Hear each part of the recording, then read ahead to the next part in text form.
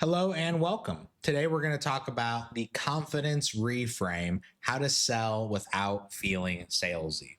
This is very much an art and a science. The science is a lot of what I'm going to talk about today, as far as some formulas you can follow, some things to consider. The art is really how you apply it to your situation, your clientele, your market, your offerings. You have to figure out what works. I wish I could give you just the exact answer to what works, but I can't. But I can give you the formula to determine what works best for you, and you can figure it out efficiently. You don't have to wonder for years or months or ask 100 different questions to people and still not have confidence.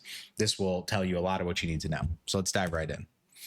So, first, confidence sells, uncertainty kills. This is so true. If you're working with the salesman and they're trying to sell you a part for their car, for your car to fix it, and they go, I think this will work, that is not very confidence inspiring, right? That does not make me feel good going down the highway. But if I walk into the auto body shop or the, auto zone or whatever, and I go, hey, I need to fix my muffler, I need to fix my air filter, I need to do this. And the guy goes, oh, here you go. This is exactly what you need. This should work perfect for you.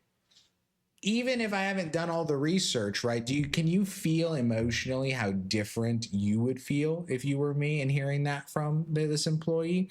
One makes me go, man, I hope this works. This is my car after all. I don't want to die because this idiot doesn't know what works. The other one is, hey, this guy's pretty smart. This sounds like I'm in good hands. Sounds like he knows what he's doing. Now, should you be paranoid and check things anyway? Yes. But can you see how the mindset of the customer was completely different? And all it took was a small change in the way that the person presented it. Here's the other piece. They're buying belief in their results, meaning they believe you're going to lose weight. They believe that they're going to lose weight. They believe that they'll achieve their goals. They believe they'll stick to their meal plan, right? If you can't say that people can do this already, meaning if you don't have proof, if you don't have confidence already that you can deliver this value, part of it is working to get that confidence. That means going and building consistency, building case studies, building proof, so that way you can go, hey, I'm able to be that worker that says, I know this works. Why? Because I've installed 50 of these. The other guy hasn't installed any. There's no surprise here why one worker in this example is very shaky and the other is very confident, because one is a practitioner, one has proof, one is living it, not just talking about it. Energy transfers to people. And I think a lot of people don't appreciate that as much as they should in sales. And they also don't realize that it's about matching their customer more than driving their customer. Meaning, I'm not trying to take an amped customer and flatline them. I'm also not trying to take a very monotone customer and get them to, to go to the X Games.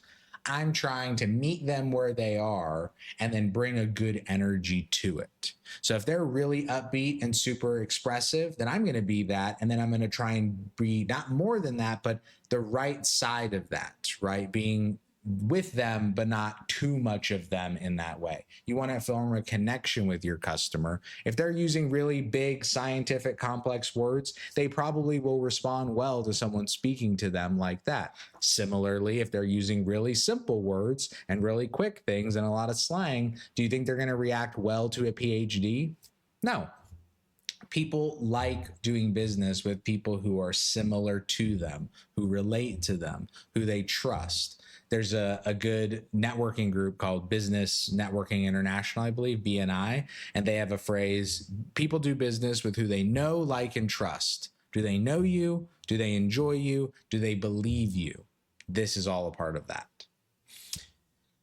Confidence, fundamentally, I believe, is not about hype. There's a lot of people that are confident because they beat their chest really hard on the internet. And there's other people I know with deadly levels of confidence, And it's not because they're faking it. It's because when they go into a room, they sit in a chair and scroll on their phone, and everybody knows that they're the king. Everybody wants input. Everybody wants help. Everybody wants this. And it's because they've proven themselves. They're so confident they don't have to go showboat. The proof is in the room. The proof is in their community. It's in them internally, and they give off that vibe. And if you've ever gone to a networking event, you've met these people, super laid back, but they're like, oh, you're like legit if this is the energy you're bringing. You're not lazy and not paying attention. You're just not under any pressure because you don't need anything from these people, and you know things that these people don't know, et cetera, et cetera. It's about avoiding the hype. If your confidence comes from hype, I will tell you it is probably quite fragile. When I'm thinking confidence, I'm thinking clarity, comfort, and proof. I'm thinking clarity, meaning I know exactly, right? I advise a lot of startup founders as an example. I know exactly that clarity of this exact file, this exact investor, this exact, document.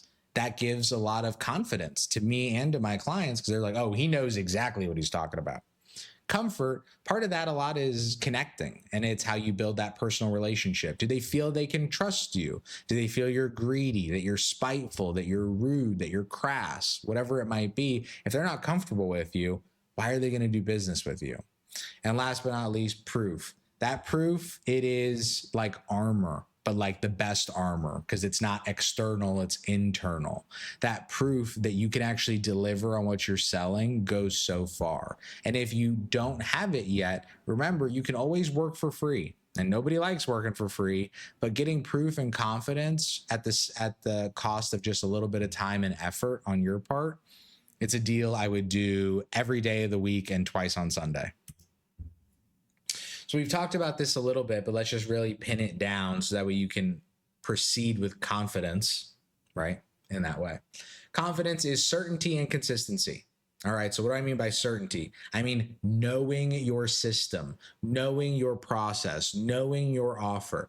When someone goes, hey, does this part work for my car? Yes, it does. Hey, does this training program help me get ready for my marathon? Yes, it does. Will I lose weight? Yes, you will, right? You're going to lose it because we do this and this and this and this. I've done this 1,000 times. The system always works. You can feel confident working with me, right? Now, some of those sentences might be a little grandiose, but it's also, hey, depending on the audience, that might be what they want to hear. Some people are a firm handshake and, all right, John, you say you can do it? Damn it, we'll let you do it. Others are like, yeah, we can really do it. You got to believe us, but we can do it and we got you and we're going to look after you. And they're like, oh, that's great.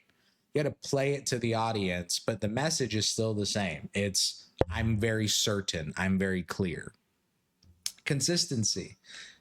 Consistency is really important because consistency builds comfort, and comfort is a big way that people feel confident working with you. Consistency is doing the same thing all the time in the same way. And it doesn't mean you're not malleable and you can't change or pivot or adjust. But as an example, when I'm advising trainers and I'm advising startups and entrepreneurs, I have so many frameworks and little phrases and little quotes. You'll probably be hearing plenty of them in these videos that people can kind of tell when I say it, and I can tell when I say it, like, hey, I've said this so many times that I really know these words. I know what every one of them means, like in depth, and I can really say it with full confidence. That's my little example of once is coincidence, or once is an accident, twice is coincidence, 3 times is the beginning of proof. That phrase didn't come about accidentally. I didn't read that somewhere. That was me living this every single day, every single time, talking to every founder, every trainer, every person. And I'm like, man, if I've seen them do something once, sometimes that's an accident. If they do it twice, sometimes it's a coincidence. Hey, but if they've gotten 3 case studies, if they built 3 products, if they have 3 advisors, they probably know what they're doing a bit.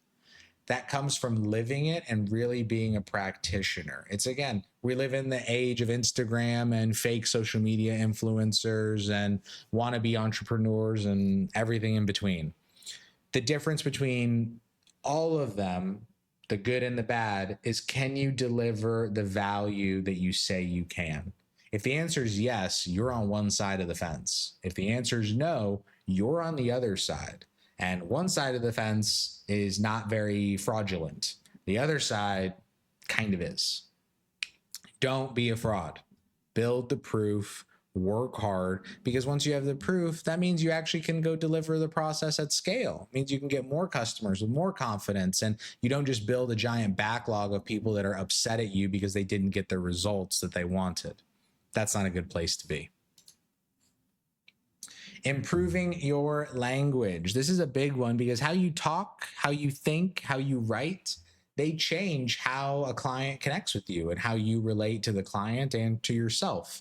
So I want to encourage just some high level thinking here. So you got to start paying attention. This is about being self-aware. This is about listening to yourself on these meetings, listening to the client on these meetings. See the phrases that they say and that you say, and see how they respond well to things.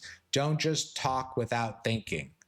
Think, then talk, then analyze. As an example, drop weak phrases. I think, maybe, I'll try to connect with you. Give certainty, right? It's like, oh, this will work. And the furthest I would go is this should, right? Because that should is a middle ground type word. And notice you got to be delicate with things. But I wouldn't say like, oh, this should work. Like, I would be like, no, this should work. You see how one of those is iffy and weak and one of those is strong and confident? Because it's like, oh, do you think that working out on Saturday will help me prepare for my race next week? Oh, yeah, that should definitely work. Yeah, you should try that. That's confident, right? That's not like, oh, well, maybe, I mean, it couldn't hurt. Like one of the worst phrases in the world is it couldn't hurt. It's like, yeah, breathing couldn't hurt. Do you want me to, like, what are we doing? It's either additive or subtractive. There is no middle. If you're staying in the same place, that's detractive. That's negative. No one wants to stay in the same place. Use direct phrases. This is something I think a lot of people overlook. Being confident and being direct and being clear is often something clients really look to you for, because they're entering a domain that they're not comfortable with, that they haven't had success in. So if someone can come in and be like, hey, this is what it's going to look like. These are probably some of the things you're going to be feeling in the first week. Here's what we're going to do here. When we encounter this type of setback, we're going to do this. Like, hey, if and when you ever have a crazy cheat day, here's what I want you to do. Here's how I've approached it in the past. Here's what's going to happen next. Phrases that give you confidence. Think like your doctor, right? Your doctor's always, when they're treating you, especially if you've had anything medical happen to you, they're like, all right, here's what's going to happen next. We're going to do this test, and we're going to get this medication, and we're going to send you to this person. Like, there's a plan, there's a process, there are steps to take that someone has done before and will do again. And I get to just be a part of this process where people succeed and they accomplish their goal and they get what they're looking for. It's a good thing. Show results. And I will say this till I'm blue in the face over and over and over and over again. Show the results. Show that something legitimate as far as the value really takes place here. Show that people lose weight. Show that people get muscle. Show that people are more flexible. Show that people are in the suit they want to be on their wedding day. The scale is less relevant than the experience delivered off the scale. It's not that you're losing 100 pounds because you want the scale to say 199. You want to lose 100 pounds because you just want to go to the beach with your wife or with your boyfriend or with whatever and feel comfortable. Great. Those are the pictures. Those are the experiences. Those are the proofs that clients are looking for, because they want to be that. They want their own version of that story. And the better you can convince them, not lie to them, convince them and work with them and deliver that value on their goal. I mean, more referrals, more consistency, more engagement, more revenue, and overall good experience both for you and them. Excellent. This was hopefully a very helpful session. Hopefully it gave you some good perspectives and opinions and some good action steps, some things to make you a little more self-conscious, but in a positive way. As always, if you have any questions, feel free to reach out, feel free to engage, and we'll see you in the next video.